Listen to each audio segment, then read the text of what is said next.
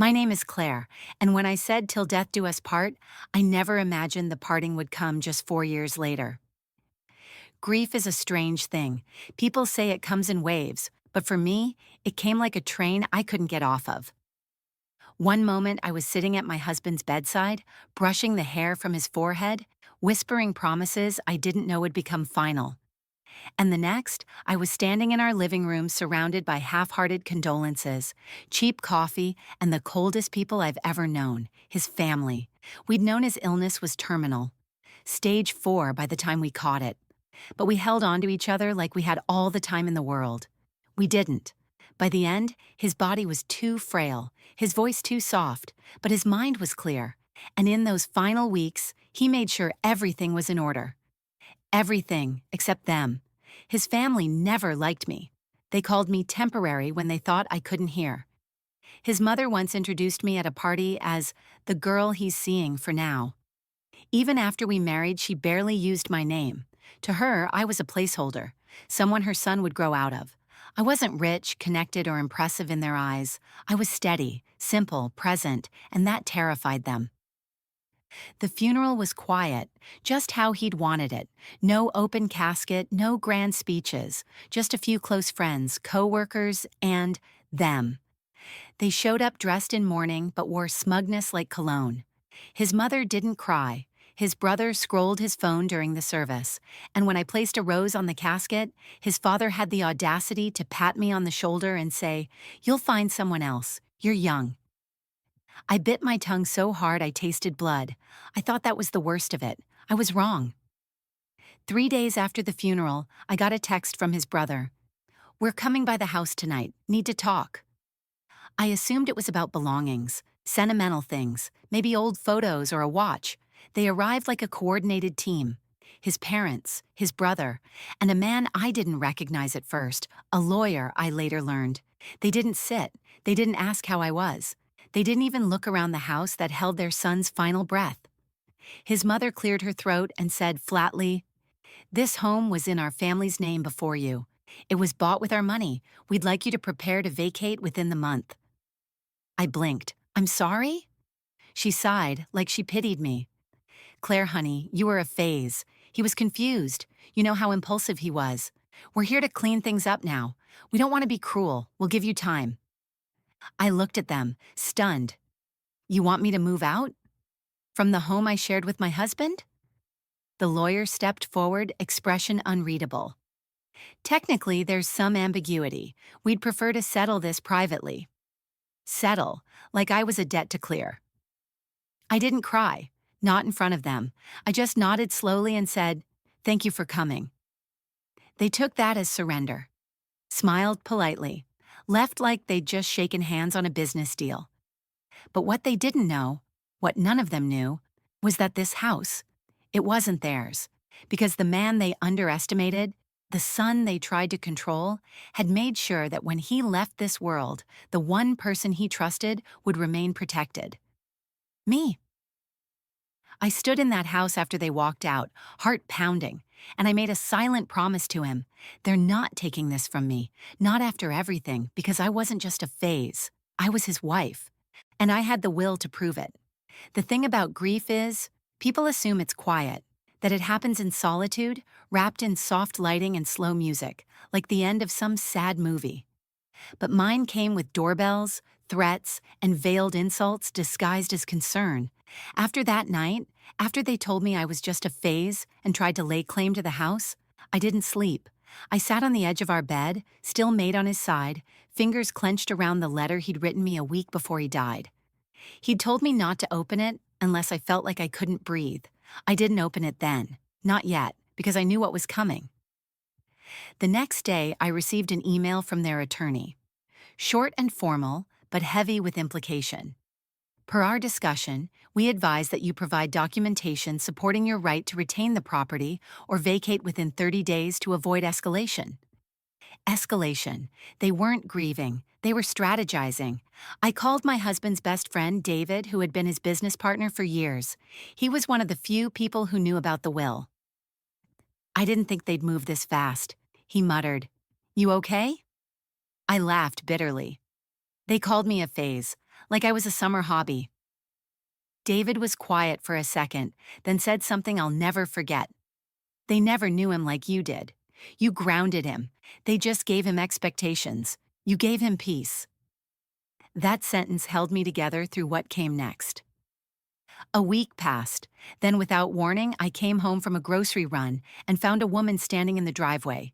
Heels, clipboard, sunglasses, a real estate agent. "Are you Claire?" she asked, almost too brightly. I nodded cautiously. "I was told the property would be available for listing by the end of the month. The family mentioned you'd be vacating soon." I blinked. "They told you what?" She hesitated. "That the house was theirs, inherited, that you were just staying temporarily." I told her, calmly, that there must have been a mistake. But inside, I was boiling. This wasn't grief. This was erasure. They were rewriting history while his clothes were still hanging in our closet, while his toothbrush sat untouched in the cup on the sink, and I wasn't going to let them.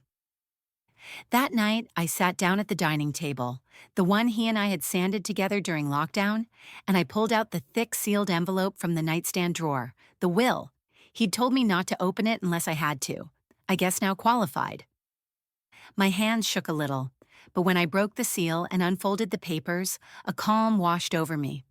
There it was, his signature, his handwriting, his words, clear and final. "I, Matthew Clark, of sound mind and body, leave all property, assets, and shared belongings to my wife, Claire, with no restrictions, conditions, or exceptions. I do this out of love, trust, and certainty. Let this serve as my voice if I can no longer speak for myself." I exhaled, not because I needed the house, but because I needed proof that he had seen me, chosen me, trusted me, that I wasn't just some placeholder they could push aside the second his body was buried. There was even a note tucked inside. "If you're reading this, it means I'm gone and they've probably come knocking. Don't let them bully you. I left everything to you for a reason. I love you, and I'm proud of you. Fight smart, not loud." I wiped my face. It wasn't about the house. It was about dignity, about reclaiming my name when they tried to strip it from me. So I took a deep breath, picked up my phone, and sent a short, polite email to their lawyer. "I'll be happy to meet with you and the family in person. Please schedule something formal. I'll be prepared." I hit send. Then I tucked the will into a leather binder. Because they were coming with a lawyer. But I was coming with the truth. The following days passed in a strange kind of silence, tight, tense, like the moment before a storm breaks. I kept moving, going through the motions, making tea in the morning, watering the plants Matthew had insisted we rescue from the clearance shelf, folding laundry that still smelled like him. But my mind was never far from the binder that now lived in my bag. The will had become a weight and a shield, proof that I wasn't crazy, proof that I had meant something. To him, to our life, to this home we built together. They thought I was weak, thought I'd fold. But Matthew had always said I was stronger than I knew. When we were first married, he once told me, "My family thinks love is transactional, but with you, it never felt like a trade." I hadn't understood what he meant then. But now I saw it in every move they made. They hadn't visited while he was sick, not even once during the worst of it. I remember calling his mother after a particularly bad night when his breathing became shallow and ragged, begging her to come just to sit with him. She said she had a fundraiser. I never forgot that. And now, suddenly they cared about family property. Suddenly they had claims. Suddenly I was just a phase. A phase who held his hand through chemotherapy. A phase who learned how to inject pain meds at 3 a.m. A phase who shaved his head when his hair began to fall. Funny how phases tend to last through the hardest parts of love. By midweek, I got an official invite. Their attorney had arranged a discussion meeting at my home. I didn't object. Let them come. Let them think they were walking into something easy. The morning of the meeting, I dressed with care. Not to impress them, but to remind myself who I was. Not some grieving widow clutching memories. Not some fragile thing they could push over. I wore the same navy blue blouse Matthew always loved on me, said it made my eyes look fierce. I tied my hair back, applied soft makeup, and placed the binder on the table like it was part of the decor. When the knock came, I didn't flinch. I opened the door to find his parents, dressed for war in pearls and polished shoes, and his brother, looking smug in a tailored suit.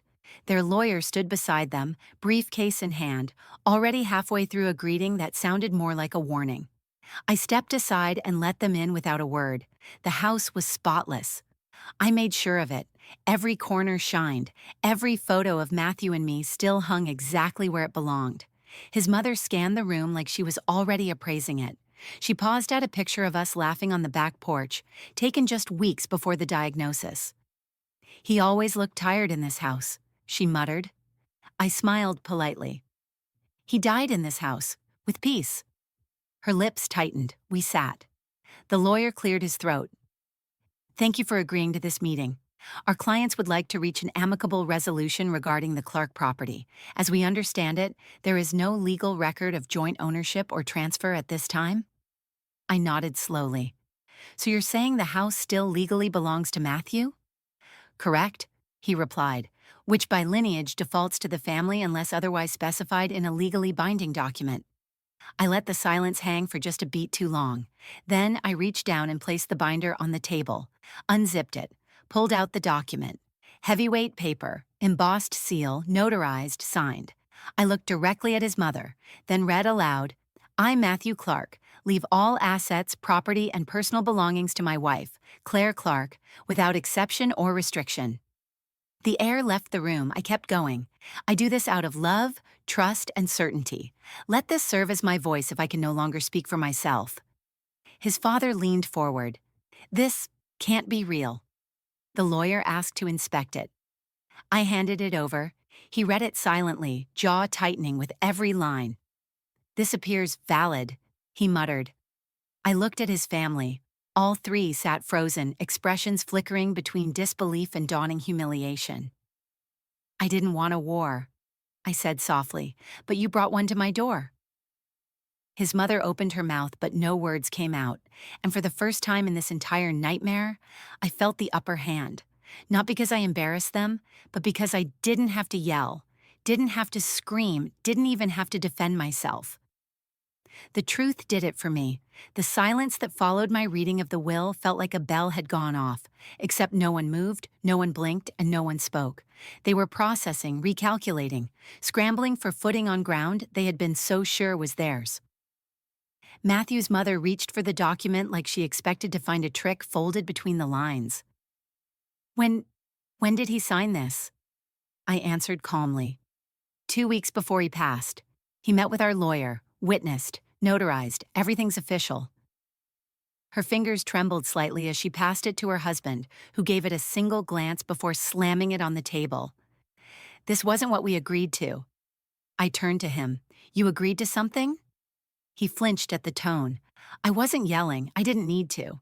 I had something more powerful than rage. Certainty. Their lawyer, visibly flustered now, cleared his throat. "Mrs. Clark, I believe our clients were under the impression, perhaps due to informal conversations with Mr. Clark, that the home and its assets would remain within the biological family." I tilted my head. "And those conversations are legally binding where exactly?" He had no answer. I continued. "You came into my home, called me a phase, tried to intimidate me with a lawyer, and acted like I was disposable. But I was the one who fed him, held his hand, stayed by his side, slept on the floor when he was too sick to make it to bed." I turned to Matthew's mother again.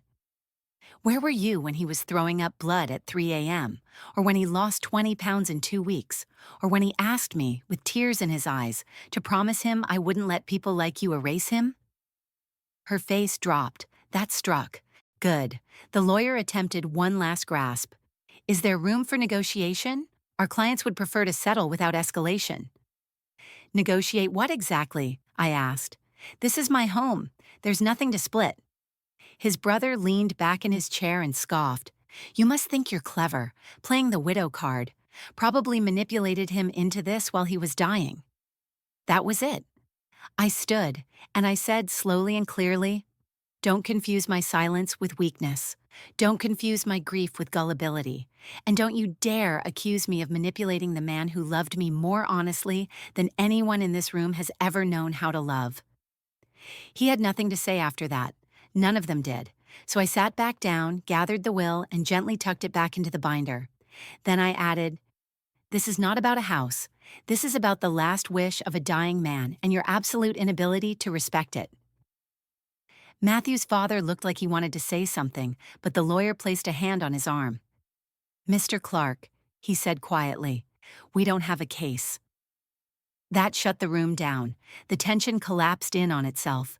The smugness drained from their faces, replaced with the awful realization that they had played the wrong hand, loudly, proudly, and in front of the one woman who had been 10 steps ahead the entire time. Matthew had trusted me with everything. They came with assumptions and entitlement. I came with facts, and now they had no choice but to walk away. Still, I offered one final gesture, because I wasn't like them. "There's a box upstairs with some of his childhood things, books, photos, a watch he mentioned once. You're welcome to take them today, as a courtesy, but after this, I'd like to be left alone." His mother stood abruptly, muttering something under her breath as she moved toward the stairs. His father followed, stiff and wordless. His brother lingered, eyes narrowed. He looked around the house like he still couldn't believe it didn't belong to him. Then he muttered, "You think you won something?" I met his gaze and said, "I didn't win. I protected what was already mine." And with that, he walked out. The door closed behind them with a click that sounded an awful lot like closure. I sat back down at the table, stared at the empty teacups they'd left behind, and finally allowed my breath to steady. They brought a lawyer, I brought the will. And in the end, that was all I ever needed. It's strange the things you remember most from moments like these. Not the yelling. There wasn't any. Not even the tears. None from me, and only the beginning of some from her. No, what I'll never forget was the sound of Matthew's mother's bracelet, those gold bangles clinking against her wine glass as she fumbled to maintain composure. Or the way she kept blinking, as if hoping that somehow the words on that page would rearrange themselves into something that gave her back control. They didn't. After they took the box of childhood belongings and left my home, what was now undisputedly my home, I stood by the front window and watched them pile into their car. They didn't even look back. That silence? It was better than any apology they could have choked out, but the peace didn't come right away. Even with the will in my hand and the truth on my side, I didn't feel triumphant. I felt tired, like I'd been holding my breath since the moment Matthew's heart monitor flatlined. Now there was nothing left to defend. That night, I poured myself a glass of wine, not in celebration, but in reflection. I sat in the living room, next to the fireplace where Matthew and I used to talk for hours about everything and nothing. The binder sat beside me on the coffee table. The legal battle was over. The emotional one was just beginning. I finally opened the second letter he'd left me. It was shorter than I expected. "Claire, if you're reading this, it means I'm gone, and I hate that you're having to deal with them, but I know you're stronger than they ever gave you credit for. I left everything to you, not just because I love you, but because you've always been the one person who never asked me to be anyone else. You gave me peace. I hope I gave you enough of it to last through this. Let them say what they will. Let them come for what they think is theirs. You don't owe them a thing. You never did, Love M." I pressed the page to my chest and let myself cry, not from weakness, but from release. They had tried to strip everything from me, my home, my name, my place in his story. And in return, I gave them nothing. No vengeance, no dramatic outbursts, no apologies for being the one he chose. Because I was never the intruder. They were. Every insult they threw, the phase comments, the whispered jabs at my worth, the subtle erasure of my presence, was rooted in fear. Fear that Matthew had found something in me they couldn't replicate or control. And he had. He found someone who didn't need his money, his name, or his legacy. He found someone who loved him exactly as he was. And now they had to live with the knowledge that the woman they tried to cast out had been the one holding all the power from the beginning. I thought about what to do with the house, whether to sell it and start over or stay and turn it into something new. Not because I needed the space, but because it felt like the last physical part of him I had. In the end, I decided to stay, not out of spite, but because they didn't get to take anything from me. I reclaimed the space. I repainted the walls. I changed the locks. I donated every single dish they had once gifted us and bought my own. Simple, sturdy, unremarkable, but mine. Every inch of the home slowly became a testament not just to our marriage, but to my survival. People always say death brings out the worst in families, but I disagree. It reveals who they were all along. The worst had been there, just behind tight smiles and family dinners. I'd just been too in love to see it clearly. Now? Now I saw everything. I had nothing left to prove. They could spin whatever story they wanted. But when the question came, what happened with his family? I would only ever answer. They brought a lawyer. I brought the will, and I walked away with my head high, while they walked away empty-handed. A week after the confrontation, I got a letter in the mail. It was from their lawyer. No lawsuit, no threats, just one sentence, typed plainly across the center of the page. Our clients will no longer be pursuing any claims regarding the Clark estate. No apology, no acknowledgement, no explanation, just withdrawal. The kind of silence that admits guilt without ever saying a word. I folded the letter once, then twice, and slid it into the same binder where I kept the will. Not because I needed proof anymore, but because I wanted to remember what it felt like to be underestimated, erased, and then rise anyway. A few friends asked me if I was going to press back, sue for emotional damages, public defamation, maybe even harassment. But I wasn't interested in legal revenge. The victory wasn't in dragging them through more paperwork. The victory was in watching them leave my home speechless, knowing everything they came to claim was already lost the moment Matthew signed that will. I didn't need the court to punish them. The truth already had.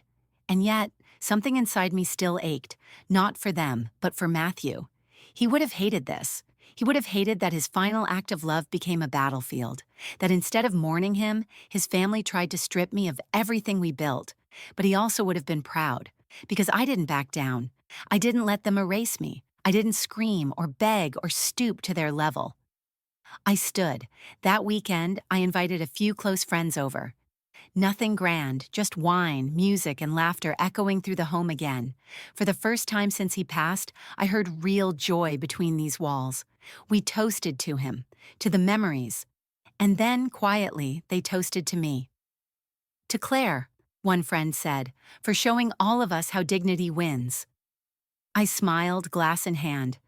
I didn't win anything, I said. I just didn't let them take what was mine. But the truth is, I did win, not in the material sense. The house, the assets, even the silence that followed. It all meant less to me than what I'd reclaimed. My name, my worth, my place in the story. You see, grief can hollow you out, but betrayal, that can burn. And what comes out of the fire is never what went in. After they left that day, I started over. Not because I had to, but because I chose to. I repainted the room we shared. I donated his clothes to a cancer foundation. I planted a tree in the backyard, right where the light hits in the morning. I named it after him, and I kept living. One morning, a few months later, I got a text from Matthew's old coworker. He didn't know the full story, but he said something that stayed with me. He used to say you were the only decision he never second-guessed. That's what I carry now. Not bitterness, not spite, but that.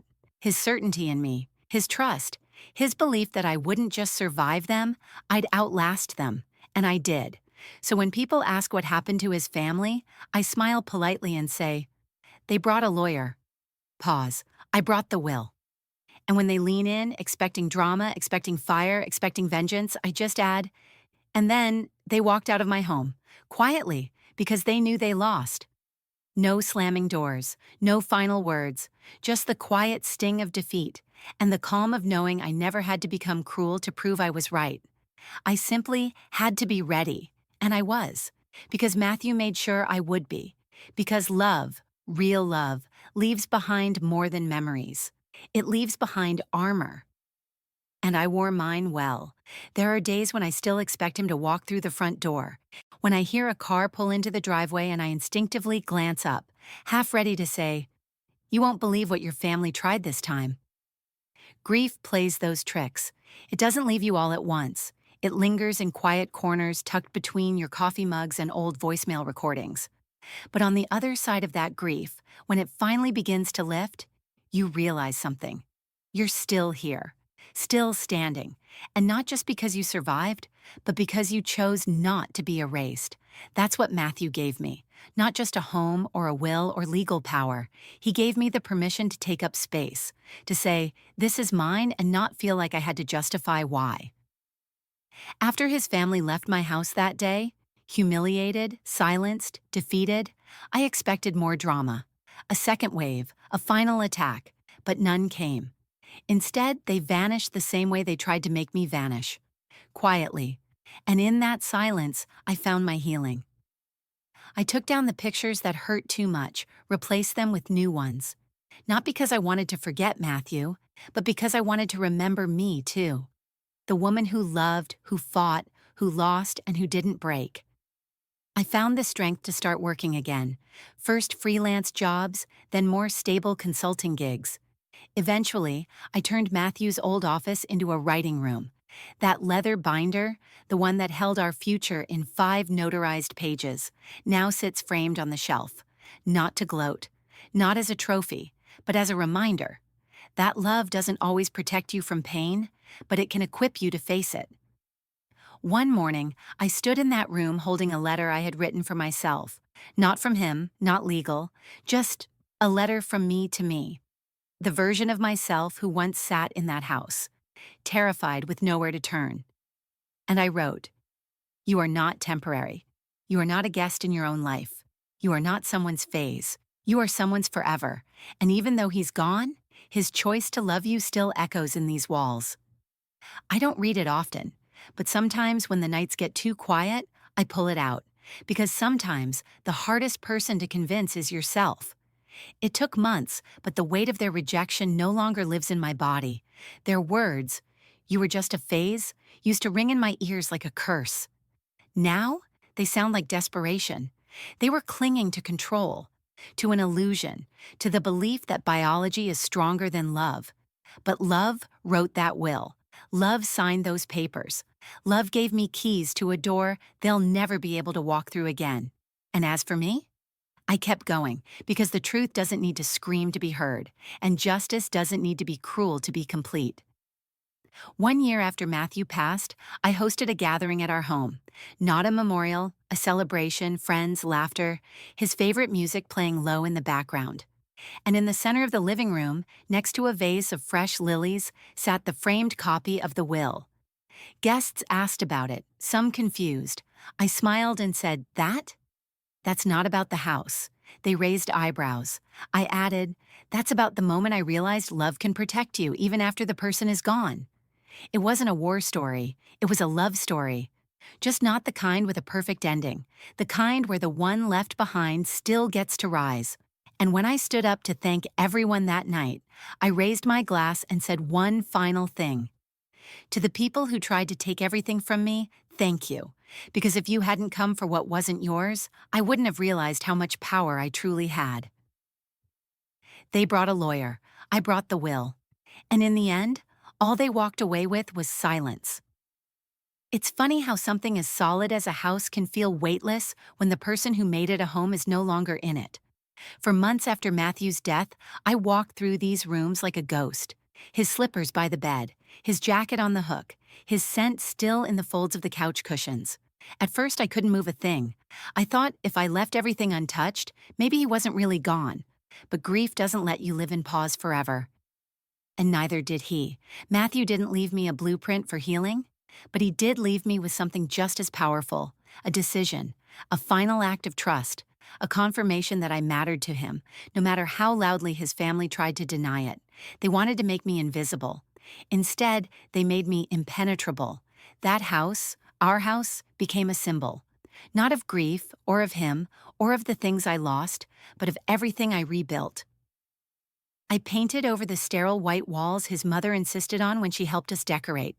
I knocked out the glass cabinets she once called timeless. I planted a rose bush in the front garden, right where she said, "That soil's too shallow. It bloomed, of course it did, because I was done letting anyone else define what was possible in my life.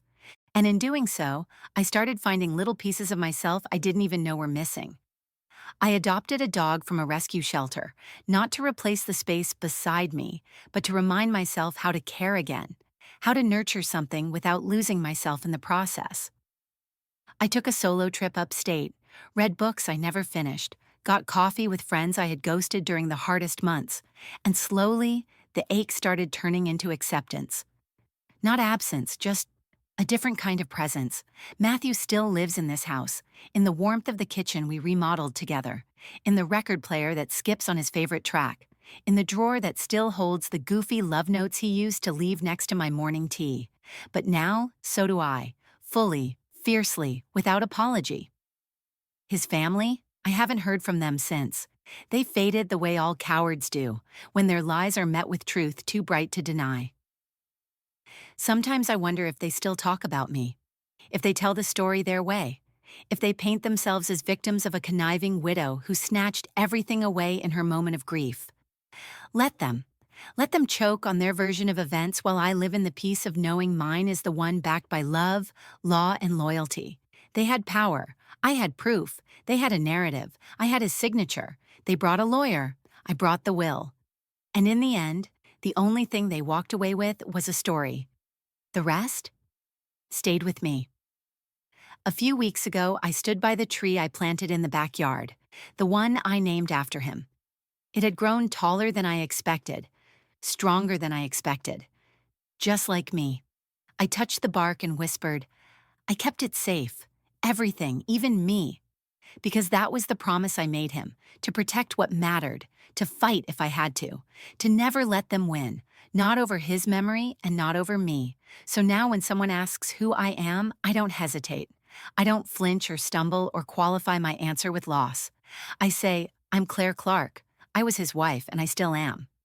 Not because I'm trapped in grief, but because the love we built outlasted even death and the people who tried to erase it. This house, it's not just brick and wood, it's proof. That real love leaves a legacy. And mine? Mine left a will, and in the end, it gave me back everything they tried to take.